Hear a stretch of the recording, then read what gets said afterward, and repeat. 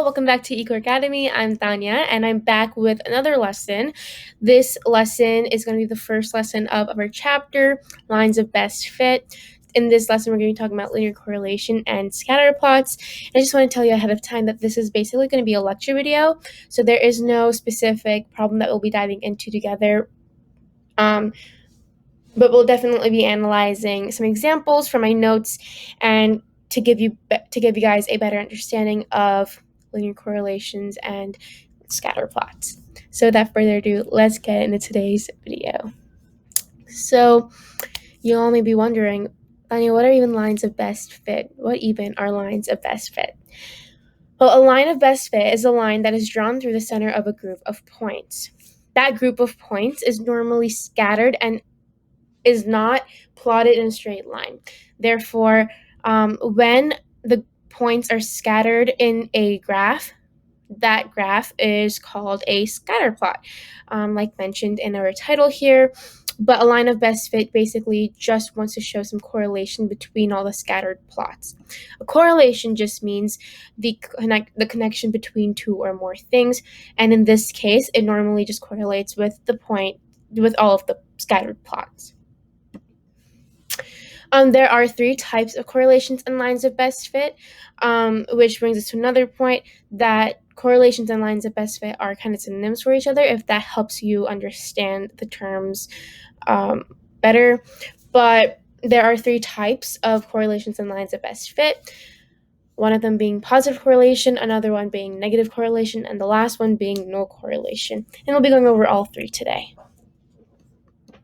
So a positive correlation is where both the x values and the y values increase. So we have two examples here that we'll be analyzing to kind of give you guys a better understanding. So if you want to take notes from what we discuss while analyzing these examples throughout the video, please do so, especially if it helps you build your understanding, as this is a very simple concept. But there are no examples or no practice to necessarily put you in practice with it.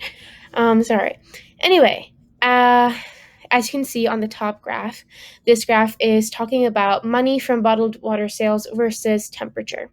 We know that the x values represent the temperature in Celsius and the y values represent the money from the bottled water sales.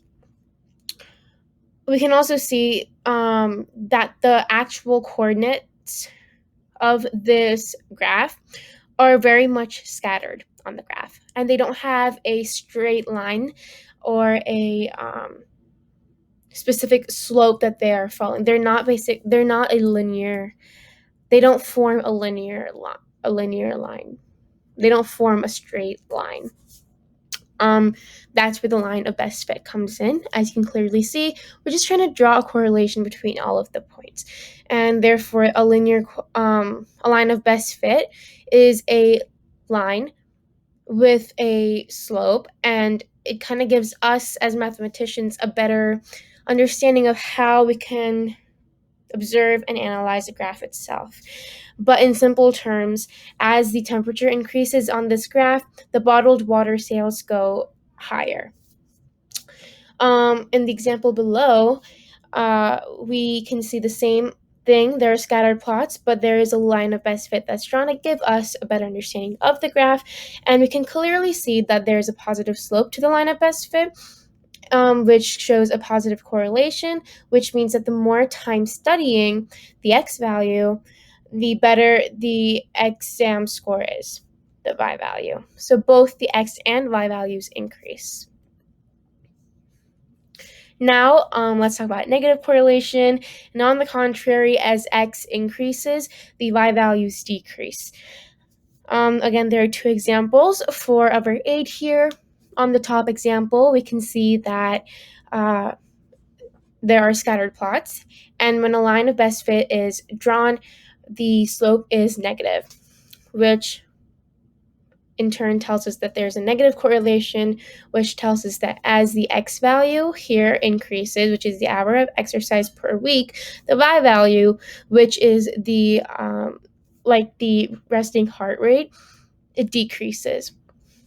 Another way to kind of say this As you can see in the written terms, I, for some reason, just flipped it around. Either way, it's correct. To decrease your resting heart rate, increase your exercise. As Y decreases, X increases. And it's as simple as that. In the bottom example, the graph is talking about gas mileage versus vehicle weight. So we can see that the scattered plot, the scattered coordinates, I think I should be saying scattered coordinates instead of scattered plots. But as you can see that the scattered coordinates do show a negative correlation as proven by the negative line of best fit, or the negative slope of the line of best fit. And once again, in written terms, as the vehicle weight decreases, which is the Y value, the gas mileage increases, which is the X value. Same thing as saying, as X increases, Y decreases. Lastly, we have no correlation. Yes, some graphs with data literally have zero correlation. This is where the data points are too random in order to be correlated with one another in a linear term. As you can see, there's no line that can be formed with these data points over here. Excuse me.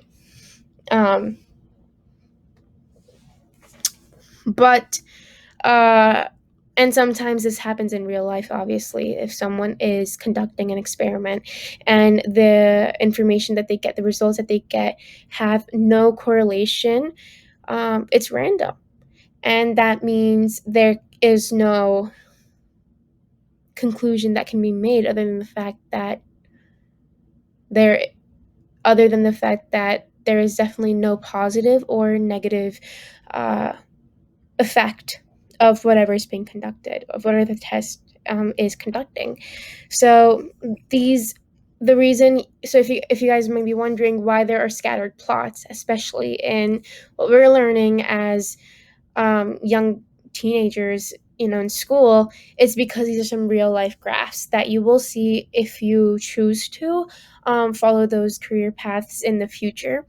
But sometimes, well, obviously, in real life situations, you're never going to only have a positive slope, and therefore the next coordinate plane is going to be 2 rise, 1 run over. No, it can be all over the place.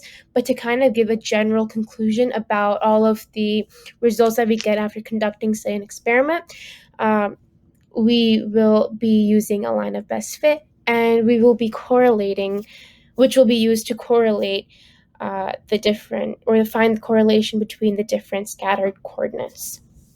So this was kind of one of the few real life application or real life studying of Algebra 1 problems, but it was fun nonetheless. It was definitely a shorter video than normal, so I hope you guys enjoyed it. There will be another video coming up on to finish up this chapter soon. We'll be talking about more of how lines of best fit relate into this world. But we have come to the video's end, and as always, please do not forget to like and subscribe to our channel. Also, comment any comments, questions, or concerns that y'all may have down in the comment section below. Here is our website link if you need our Gmail to get in contact with us, as well as our social medias. But until next time, hope you guys stay safe. Have a great day or night, wherever you are. Bye.